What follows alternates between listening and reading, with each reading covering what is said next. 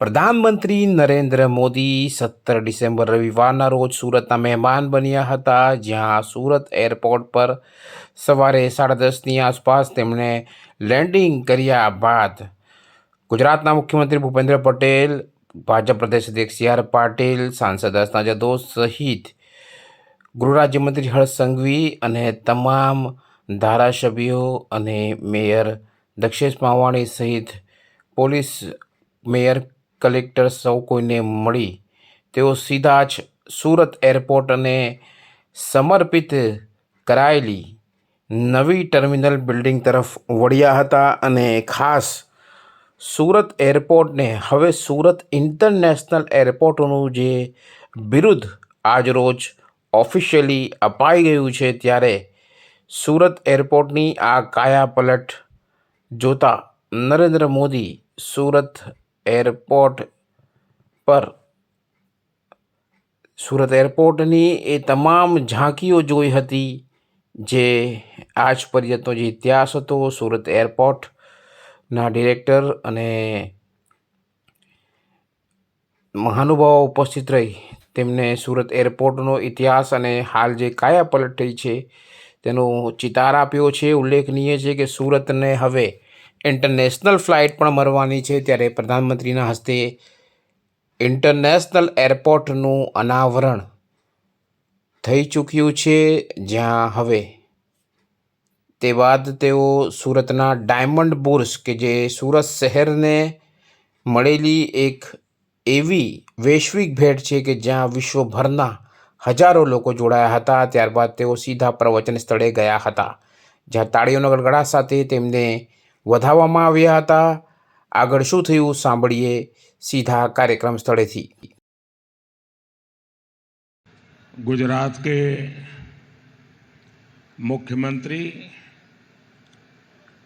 श्री भूपेंद्र भाई पटेल, स्थानीय सांसद सी.आर. पाटिल, केंद्रीय मंत्रिपरिषद के मेरे साथी, देश की डायमंड इंडस्ट्री के जाने माने सभी चेहरे,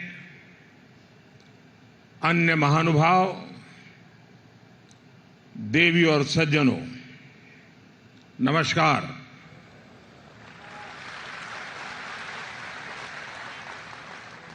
हुरट एटले हुरट।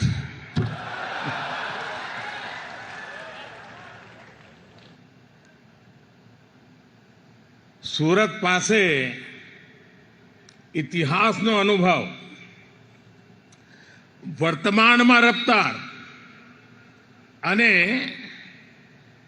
ભવિષ્યની દૂરંદેશી, એનું નામ સુરત. અને અમારું સુરત એવું કે કામમાં લોચો મારે નહીં અને ખાવામાં લોચો છોડે નહીં.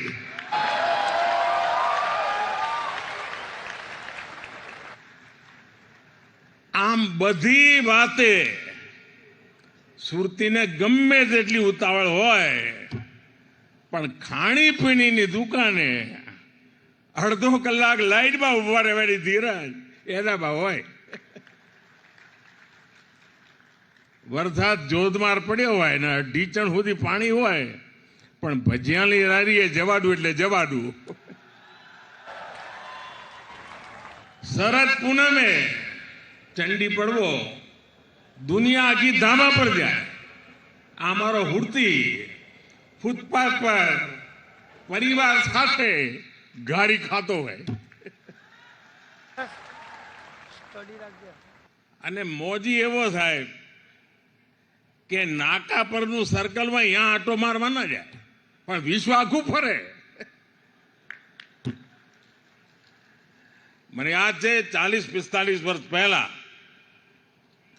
સૌરાષ્ટ્રના ભાઈઓ સુરત તરફ વળ્યા તો મારા સૌરાષ્ટ્રના જૂના મિત્રોને હું પૂછું કે હવે તમે સૌરાષ્ટ્ર છોડીને સુરત આવ્યા છો તો કેવું લાગે? એ કે અમારા સુરતમાં અને અમારા કાઠિયાવાડમાં ભારે અંતર. આ 40-45 વર્ષ પહેલાની વાત કરું. તો શું તો કે અમારે ત્યાં કાઠિયાવાડમાં જો હામે મોટરસાયકલ ટકરાઈ ગઈ તો કે તલવાર ઉકાળવાની વાત થાય, પણ કે જો સુરતમાં મોટરસાયકલ ટકરાણી હોય એટલે તરત બોલો કે જોની ભાઈ તારી બી ભૂલ છે ને મારી બી ભૂલ છે, હાલ ને હવે કે આટલો ફરક છે। साथियों, आज सूरत शहर की भव्यता में एक और डायमंड जुड़ गया है, और डायमंड भी छोटा मोटा नहीं है, बल्कि ये तो दुनिया में सर्वश्रेष्ठ है। इस डायमंड की चमक के आगे दुनिया की बड़ी से बड़ी इमारतों की चमक फीकी पड़ रही है।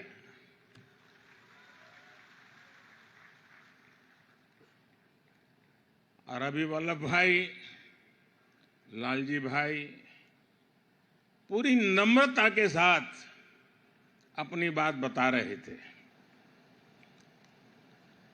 और शायद इतने बड़े मिशन की सफलता के पीछे उनकी ये नम्रता, सबको साथ लेने का स्वभाव, इसके लिए जितनी बधाई मैं इस टीम को दूं उतनी कम है। वल्लभ भाई ने कहा कि मुझे 5 ही मिनट मिला है, लेकिन वल्लभ भाई आपके साथ तो किरण जुड़ा हुआ है,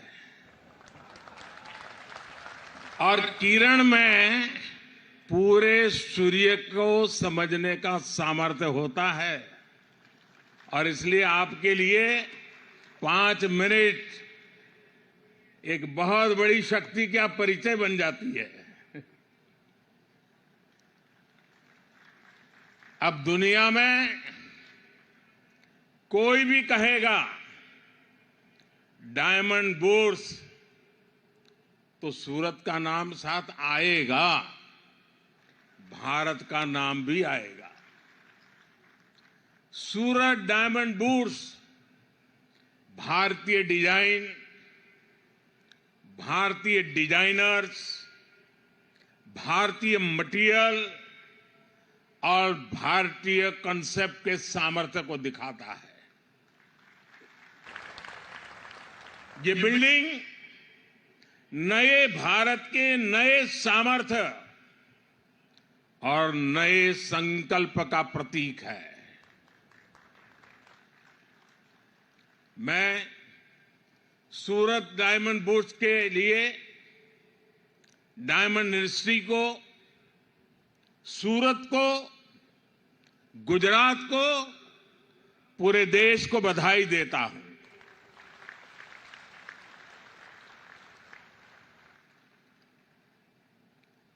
मुझे कुछ हिस्सा देखने का अवसर मिला, क्योंकि मैं नहीं चाहता था कि आप लोगों को ज्यादा इंतजार करना पड़े,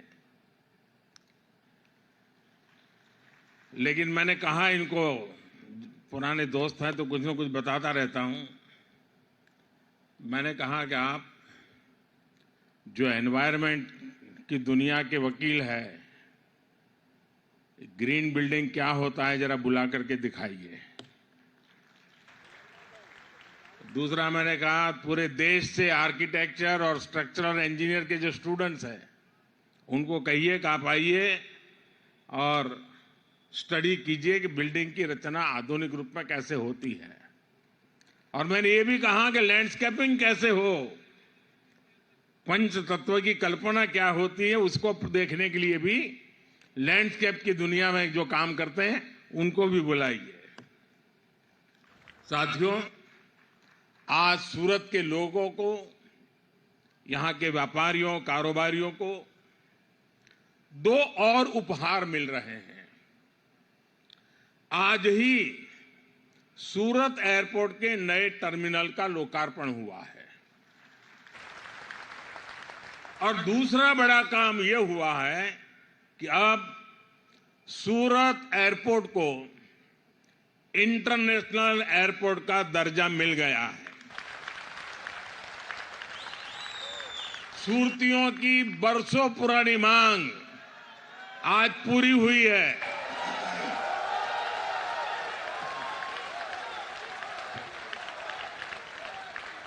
और मुझे याद है जब मैं पहले आता था यहां तो सूरत का एयरपोर्ट कभी कभी लगता है बस स्टेशन ज्यादा अच्छा कि एयरपोर्ट अच्छा। बस स्टेशन अच्छा लगता नहीं था, एक झोपड़ी जैसा था। आज कहां से कहां पहुंच गए, ये सूरत का सामर्थ्य दिखाता है। सूरत से दुबई की फ्लाइट आज से शुरू हो रही है। बहुत जल्द हांगकांग के लिए भी फ्लाइट शुरू होगी। गुजरात के साथ ही, और आज जब ये सूरत का एयरपोर्ट बना है तब गुजरात में अब 3 इंटरनेशनल एयरपोर्ट हो गए हैं। इससे डायमंड के अलावा यहां की textile industry, tourism industry, education और स्किल सहित हर सेक्टर को लाभ होगा। मैं इस शानदार टर्मिनल और इंटरनेशनल एयरपोर्ट के लिए सूरत वासियों को, गुजरात वासियों को बहुत बहुत बधाई देता हूं।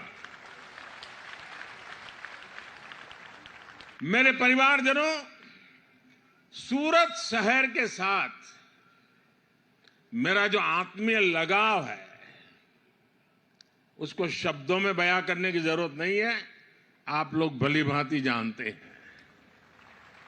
सूरत ने मुझे बहुत कुछ सिखाया है और सूरत ने सिखाया है कि जब सबका प्रयास होता है तो हम कैसे बड़ी से बड़ी चुनौतियों का सामना कर सकते हैं। सूरत की मिट्टी में ही कुछ बात है जो इसे सबसे अलग बनाती है और सूरतियों का सामर्थ्य, उसका मुकाबला मिलना मुश्किल होता है। हम सब जानते हैं कि सूरत शहर की यात्रा कितने उतार चढ़ावों से भरी रही है। अंग्रेज भी यहां का वैभव देखकर सबसे पहले सूरत आए थे। एक जमाने में दुनिया के सबसे बड़े समुद्री जहाज सूरत में ही बना करते थे। सूरत के इतिहास में अनेक बार बड़े बड़े संकट आए, लेकिन सूरतियों ने मिलकर हर एक से मुकाबला किया। वो भी एक वक्त था, कहते थे कि 84 देशों के शिप के झंडे यहां फहरते थे। और आज जब मथुर भाई बता रहे थे कब 125 देशों के झंडे यहां फहरने वाले हैं।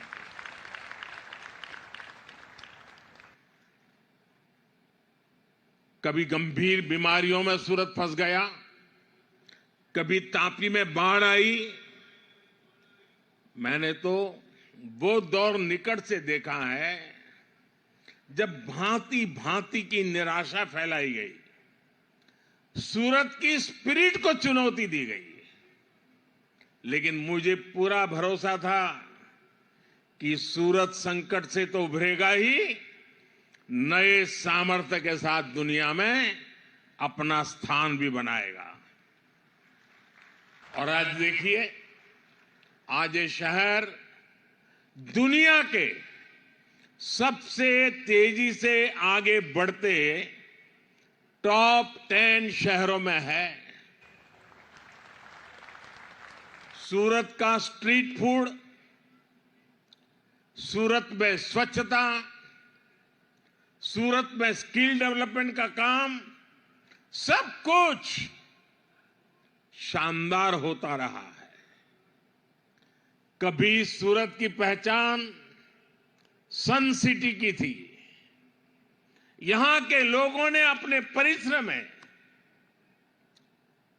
पूरी ताकत से मेहनत की पराकाष्ठा करके इसको डायमंड सिटी बनाया, सिल्क सिटी बनाया। आप सभी ने और मेहनत की और सूरत ब्रिज सिटी बना। आज लाखों लाख युवाओं के लिए सूरत ड्रीम सिटी है। और अब सूरत आईटी के क्षेत्र में भी आगे बढ़ रहा है। ऐसे आधुनिक होते सूरत को डायमंड बुर्स के तौर पर इतनी बड़ी बिल्डिंग मिलना अपने आप में ऐतिहासिक है। साथियों, आजकल आप सभी मोदी की गारंटी की चर्चा खूब सुनते होंगे। हाल के दिनों में जो चुनाव नतीजे आए, उसके बाद ये चर्चा और बढ़ गई है। लेकिन सूरत के लोग तो मोदी की गारंटी को बहुत पहले से जानते हैं। यहां के परिश्रमी लोगों ने मोदी की गारंटी को सच्चाई में बदलते देखा है।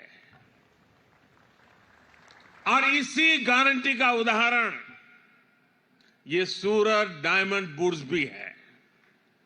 मुझे याद है बरसों पहले आप सभी साथी किस तरह मुझे अपनी समस्याएं बताते थे। यहां तो डायमंड के कारोबार से जुड़े कारीगरों, छोटे बड़े व्यापारियों से जुड़ी लाखों लोगों की पूरी कम्युनिटी है। लेकिन उनकी बड़ी परेशानी ये थी कि छोटी छोटी बातों के लिए उन्हें दूर दूर तक जाना पड़ता था। रॉ डायमंड को देखने और खरीदने के लिए अगर विदेश जाना है तो उसमें भी अड़चनें आती थी। सप्लाई और वैल्यू चेन से जुड़ी समस्याएं पूरे कारोबार को प्रभावित करती थी। डायमंड इंडस्ट्री से जुड़े साथी बार बार मुझसे इन समस्याओं के समाधान की मांग करते थे।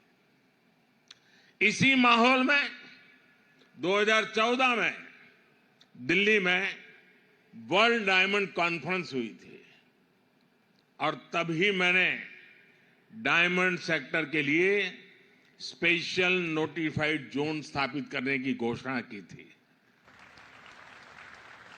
इसी ने सूरत डायमंड बुर्स के सपने को साकार करने का रास्ता बनाया। हमने कानून में संशोधन भी किए। अब आज सूरत डायमंड बुर्स के रूप में इंटरनेशनल ट्रेड का एक बहुत बड़ा सेंटर यहां बनकर तैयार है। रॉ डायमंड हो, पॉलिश डायमंड हो, लैब ग्रोन डायमंड हो या फिर बनी बनाई ज्वेलरी, आज हर प्रकार का व्यापार एक ही छत के नीचे संभव हो गया है। कामगार हो, कारीगर हो, व्यापारी हो, सबके लिए Surat diamond bourse one stop centre है। यहां इंटरनेशनल बैंकिंग और सुरक्षित वॉल्ट्स की सुविधा है। यहां रिटेल ज्वेलरी बिजनेस के लिए ज्वेलरी मॉल है। सूरत की डायमंड इंडस्ट्री पहले से ही 8 लाख से अधिक लोगों को रोजगार दे रही है। अब सूरत डायमंड बुर्स से भी 1.5 लाख साथियों को रोजगार मिलने वाला है नए। मैं डायमंड के व्यापार कारोबार से जुड़े आप सभी साथियों की प्रशंसा करूंगा जिन्होंने इस इंडस्ट्री को नई ऊंचाई देने के लिए दिन रात एक किया है। साथियों, सूरत ने गुजरात को, देश को बहुत कुछ दिया है, लेकिन सूरत में इससे भी कहीं अधिक सामर्थ्य है। मेरे हिसाब से तो शुरुआत है, हमें और आगे बढ़ना है। आप सभी जानते हैं कि बीते 10 वर्षों में भारत 10वें नंबर की आर्थिक ताकत से ऊपर उठकर दुनिया में 5वें नंबर की आर्थिक शक्ति के रूप में उभरा है। और अब मोदी ने देश को गारंटी दी है कि अपनी तीसरी पारी में भारत दुनिया की टॉप 3 इकोनॉमी में जरूर शामिल होगा।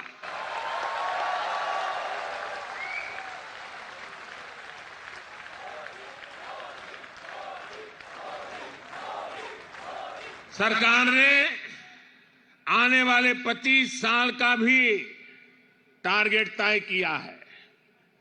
$5 ट्रिलियन का लक्ष्य हो, $10 ट्रिलियन का लक्ष्य हो, हम इन सभी पर काम कर रहे हैं। हम देश के एक्सपोर्ट को भी रिकॉर्ड ऊंचाई पर ले जाने के लिए काम कर रहे हैं। ऐसे में सूरत की और विशेषकर सूरत की डायमंड इंडस्ट्री की जिम्मेदारी भी अनेक गुना बढ़ गई है। यहां सूरत के सभी दिग्गज मौजूद हैं। सूरत शहर को भी ये टारगेट तय करना चाहिए कि देश के बढ़ते हुए एक्सपोर्ट में सूरत शहर की भागीदारी और कैसे बढ़े। ये डायमंड सेक्टर के लिए, जेम्स और ज्वेलरी सेक्टर के लिए चुनौती भी है, अवसर भी है। अभी डायमंड ज्वेलरी के एक्सपोर्ट में भारत बहुत आगे है। सिल्वर कट डायमंड और लैब ग्रोन डायमंड में भी हम अग्रणी हैं। लेकिन अगर पूरे जेम ज्वेलरी सेक्टर की बात करें तो दुनिया के टोटल एक्सपोर्ट में भारत का शेयर सिर्फ 3.5% है। सूरत अगर ठान ले तो बहुत ही जल्द जेम्स ज्वेलरी एक्सपोर्ट में डबल डिजिट में आ सकते हैं। और मैं आपको गारंटी देता हूं, आपके हर प्रयास में सरकार आपके साथ खड़ी है।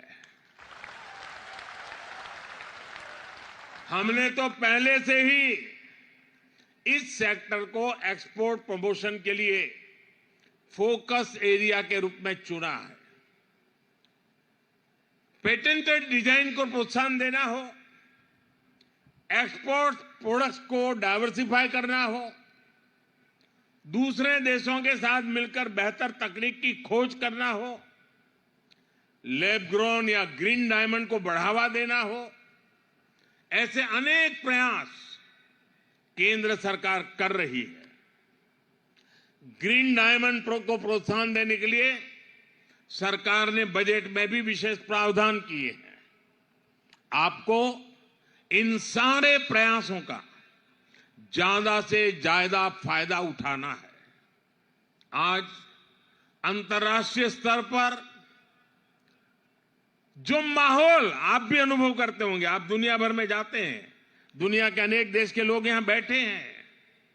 आज विश्व का माहौल भारत के पक्ष में है। आज पूरी दुनिया में भारत की साख बुलंदी पर है। दुनिया भर में भारत की चर्चा हो रही है। मेड इन इंडिया अब एक सशक्त ब्रांड बन चुका है। इसका बहुत बड़ा लाभ आपके बिजनेस को मिलना तय है, आभूषण उद्योग को मिलना तय है। इसलिए मैं आप सभी से कहूंगा, संकल्प लीजिए और इसे सिद्ध कीजिए। साथियों, आप सभी का सामर्थ्य बढ़ाने के लिए सरकार सूरत शहर का भी सामर्थ्य और बढ़ा रही है। हमारी सरकार सूरत में आधुनिक इंफ्रास्ट्रक्चर के निर्माण पर विशेष बल दे रही है। आज सूरत के पास अपना इंटरनेशनल एयरपोर्ट है। आज सूरत के पास अपनी मेट्रो रेल सर्विस है। आज सूरत पोर्ट पर कितने ही अहम प्रोडक्ट्स की हैंडलिंग होती है। आज सूरत के पास हजीरा पोर्ट है, गहरे पानी का एलएनजी टर्मिनल और मल्टी कार्गो पोर्ट है। सूरत लगातार अंतर्राष्ट्रीय व्यापारिक केंद्रों से जुड़ रहा है और ऐसी इंटरनेशनल कनेक्टिविटी दुनिया के बहुत कम शहरों में ही है। सूरत को बुलेट ट्रेन प्रोजेक्ट से भी जोड़ा गया है। यहां वेस्टर्न डेडिकेटेड फ्रेट कॉरिडोर पर भी तेजी से काम चल रहा है। इससे उत्तर और पूर्वी भारत तक सूरत की रेल कनेक्टिविटी सशक्त होगी। दिल्ली मुंबई एक्सप्रेसवे भी सूरत के व्यापार कारोबार को नए अवसर देने वाला है। ऐसी आधुनिक कनेक्टिविटी पाने वाला सूरत एक तरह से देश का इकलौता शहर है। आप सभी इसका ज्यादा से ज्यादा लाभ उठाइए। सूरत आगे बढ़ेगा तो गुजरात आगे बढ़ेगा और गुजरात आगे बढ़ेगा तो मेरा देश आगे बढ़ेगा। इसके साथ और अनेक संभावनाएं जुड़ी हुई है। इतने देशों का लोगों का यहां आना जाना है, एक प्रकार से एक ग्लोबल सिटी के रूप में कन्वर्ट हो रहा है। लघु भारत तो बन चुका है। अभी जब G20 समिट हुई तो हमने कम्युनिकेशन के लिए टेक्नोलॉजी का भरपूर उपयोग किया। ड्राइवर हिंदी जानता है, उसके साथ बैठे हुए मेहमान फ्रेंच जानते हैं, तो बात कैसे करेंगे? तो हमने मोबाइल ऐप के द्वारा व्यवस्था की कि वो फ्रेंच बोलते थे और ड्राइवर को हिंदी में सुनाई देता था। ड्राइवर हिंदी बोलता था, उसको फ्रेंच में सुनाई देता था। मैं चाहूंगा कि हमारे इस डायमंड बूस्ट में विश्व भर के लोग आने वाले हैं। लैंग्वेज की दृष्टि से कम्युनिकेशन के लिए आपको जो मदद चाहिए, भारत सरकार जरूर आपको मदद करेगी। और एक मोबाइल फोन, मोबाइल ऐप के द्वारा, भाषिणी ऐप के द्वारा इस काम से हम सरल करेंगे।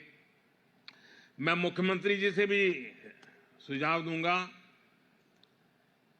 कि यहां जो नर्मद यूनिवर्सिटी है, वे भिन्न भिन्न भाषाओं में इंटरप्रेटर तैयार करने के लिए कोर्सेज शुरू करें और यहां के बच्चों को ही दुनिया की अनेक भाषाओं में इंटरप्रिटेशन आए, ताकि जो व्यापारी आएंगे तो इंटरप्रेटर का बहुत बड़ा काम हमारी युवा पीढ़ी को मिल सकता है। और ग्लोबल हब बनाने की जो जरूरतें होती है, उसमें कम्युनिकेशन एक बहुत बड़ी आवश्यकता होती है। आज टेक्नोलॉजी बहुत मदद कर रही है, लेकिन साथ साथ ये भी आवश्यक है। मैं विश्वास करता हूं कि बहुत ही जल्द सूरत में नर्मद यूनिवर्सिटी के द्वारा या और कोई और यूनिवर्सिटी के द्वारा लैंग्वेज इंटरप्रेटर के रूप में भी हम कोर्सेज आरंभ कर सकते हैं। मैं एक बार फिर आप सबको सूरत डायमंड बूस्ट की और सूरत एयरपोर्ट के नए टर्मिनल की बहुत बहुत बधाई देता हूं। अगले महीने वाइब्रेंट गुजरात समिट भी होने जा रहा है। मैं इसके लिए भी गुजरात को अग्रिम शुभकामनाएं देता हूं और गुजरात का ये प्रयास देश को भी काम आ रहा है और इसलिए मैं गुजरात को विशेष रूप से बधाई देता हूं। आप सब इतनी बड़ी तादाद में विकास के इस उत्सव को आज मनाने के लिए इकट्ठे हुए हैं। देखिए कितना बड़ा परिवर्तन आ गया। देश का हर व्यक्ति विकास के प्रति प्रतिबद्ध होता जा रहा है। ये भारत के लिए आगे बढ़ने के सबसे बड़े शुभ संकेत है। मैं फिर एक बार वल्लभ भाई और उनकी पूरी टीम को हृदय से बहुत बहुत बधाई देता हूं। और मुझे पता है अगर बीच में कोविड की समस्या ना आई होती तो शायद ये काम हम और जल्दी पूरा कर देते, लेकिन कोविड के कारण कुछ कामों में रुकावट रही थी। लेकिन आज ये सपना पूरा देख करके मुझे बड़ा आनंद हो रहा है। मेरी तरफ से बहुत बहुत बधाई, धन्यवाद।